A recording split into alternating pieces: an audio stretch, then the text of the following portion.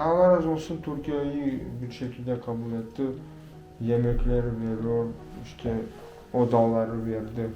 Orada biz de kötü durumlarda yaşıyorduk. Selamünaleyküm. Kızılay'ın bir çekimi vardı, onun için gelmiştik ama. Diğer yurda mı gideceğiz? Teşekkür ederiz. Pakistan üzerinden Afganistan'a giriş yaptık. Sel sularının etkisiyle Muğla Marmaris'teyiz. Müsilaj. Operasyon yapılacak. Buradan da alevler yükselmeye başladı. Kırklareli'ne geldik. Ukraynalı mülteciler buradaki KYK yurtlarında konaklamaları sağlanıyor. Biz de hemen yurda geldik, sağ tarafta, siz de bakın. Şimdi biz de burada Ukraynalı çocukları, mülteci çocukları göreceğiz. Neler yapılıyor, neler ediliyor, onlara birazcık değineceğiz. Ukraynalı misafirlerimizin çocuklarıyla çeşitli sosyokültürel etkinlikler, sanat aktiviteleri, resim, oyun, müzik gibi faaliyetlerle savaş travmalarını bir nebze olsun atlatabilmeleri amacıyla buradayız. Evet, yurda geldik. Bakalım mülteciler nasıl bir ortamdalar, bizi nasıl bir ortam bekliyor. Yani muhtemelen alışık olduğumuz görüntülerle karşılaşacağız ama etkilenmemek elde değil Aynen, tabii. Türkiye şartlarında alışık olduğumuz yer. Şu anda aslına bakarsanız burası bir otel lobisi gibi. Aynen. Alışık olsun demek istemiyorum, alışmak istemiyoruz tabii bu görüntülere. Yani Suriye tarafında, Urfa, Antep buralarda çok fazla. Burada Suriye'ye göre burası çok iyi. Yani şu anda Suriye ile kıyaslayacak bir durum söz konusu değil. Şu an biz İstanbul'da yani zaten kendi Türkiye'nin çocuklarını, gibiyiz, aynen değil mi? Türk çocuklarının kaldığı bir yer burası yani. Ne kadar kötü olabilir, öyle bir şey yok. Suriye ile mümkünatı yok, kıyaslayamayız. Orada insanlar çadırda yaşıyor. Çamur falan yani. Burada bildiğiniz oteldeyiz yani.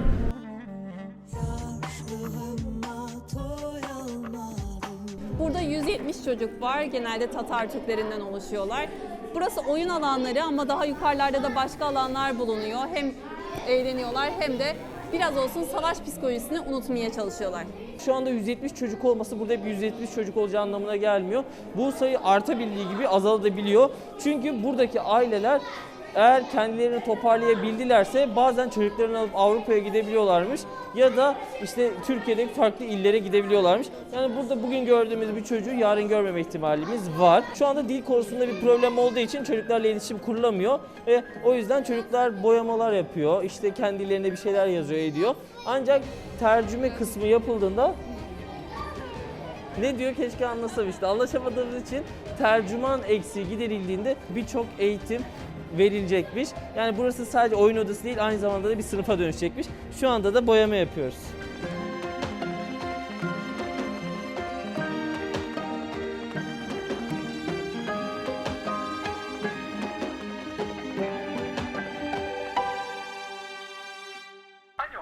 Zafer Bey merhabalar. Şimdi Merhaba, kusura bakmayın ne olur. Biz apar topar çıkmak durumunda kaldık. estağfurullah. Sınırda da biliyorsunuz işlerimiz var, o yüzden. Buyurun, yardımcı olmaya çalışayım en azından telefonla.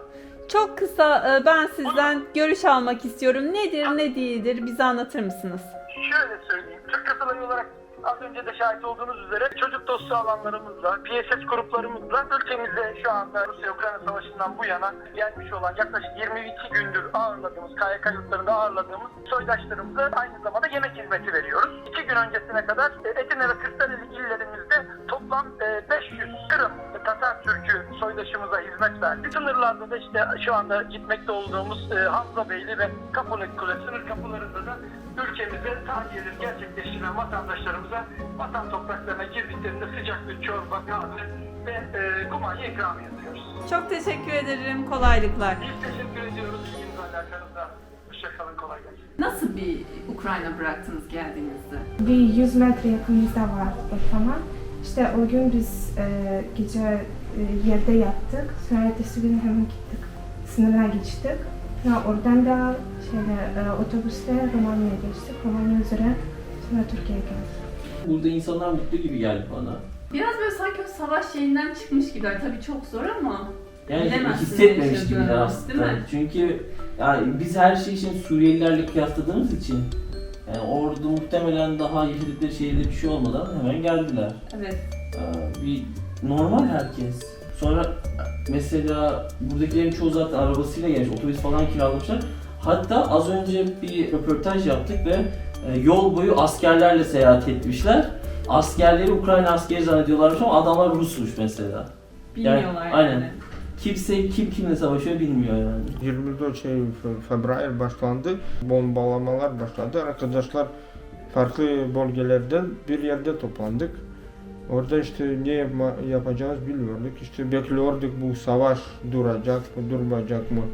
Baktık savaş devam ediyor. Bir de daha zor durumlara yani gösteriyor bunlar. Yoldayken tankla bu silahla karşılaştılar. Bu zannettiler, düşündüler bunlar Ukrayna askerler, onlar Ruslardı. Şöyle yolda onlar da geldiler, sonra uzaklaştılar, Ukrayna ortasına gittiler. Yaklaşık 188 kişi miydi? Çıktık, Moldova sınırına geçtik, orada 5 otobüs geldi. Sınırlarda bazı problemler vardı. Zaten Ukrayna'da giderken çok uzun sürmüş yol. Şimdi dersler başlayacak, derslerle Türkçe öğrenecek.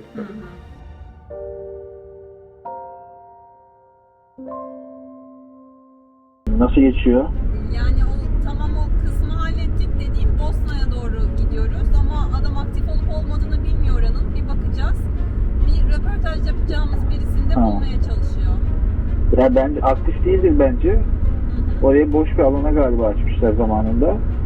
Ama yine de o alanı görsek yeter zaten. Videolarda kullanırız sonra da. Tamam. Hikayesini dinlesek iyi olur.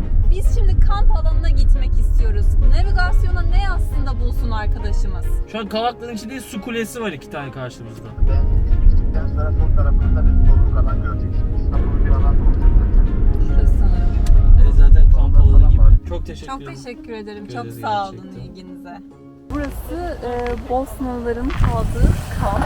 Bosna Hersek'te 1992 ile 95 yılları arasında ülkesini terk etmek zorunda kalan mülteciler, kaçanlar buraya gelip sığındılar.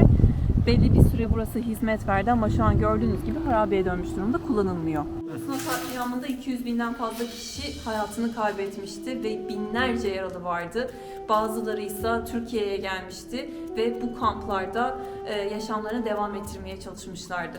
Kırklareli Mülteci Kampı 390 dönümlük bir alana kurulmuş durumda. Gazi Osman Paşa Misafirhanesi olarak geçiyor. Şimdi biz geldik, burada çekimlerimizi yaptık da. Peki siz bize böyle telefonda bilgi verebilir misiniz burasıyla alakalı? 91 yılı yanlış hatırlamıyorsam ilk Bosna'dan savaş mağdurları geldiğinde Kırklareli 60. Yıl Sağlık Meslek Lisesi'nde konuşlandırıldılar. Hatta ben de o dönem öğrenciydim. Sonrasında Kavaklı'daki göçmen misafirhanesi olarak kuruldu o dönem. 92 yılıyla 96 yılları herhalde arasında. O kamp aynı şekilde gene Kosovalılar için kullanıldı. Birebir yaşadığım bir olaydı. Küçük yaşta gelen erkek çocukları Bosna Savaşı mağdurlarından olanlar silah tutabilecek yaşa geldiklerinde bir şekilde oraya yeniden geri dönmek için mücadele ediyordu ve birçok geri dönen de oldu, savaşın devam ettiği süreç içerisinde. Çok teşekkür ederim ilginize. Çok sağ olun. Rica ederim. Bu çok önemli. Bunu lütfen paylaşın. Tabii ki paylaşacağız. Çok sağ olun. Açıkçası buraya bir köy kurulmuş. Bungalov evler, yani prefabrik tarzı tek katlı evler vardı. Köyden tek farkı burada sadece mülteciler yaşıyordu.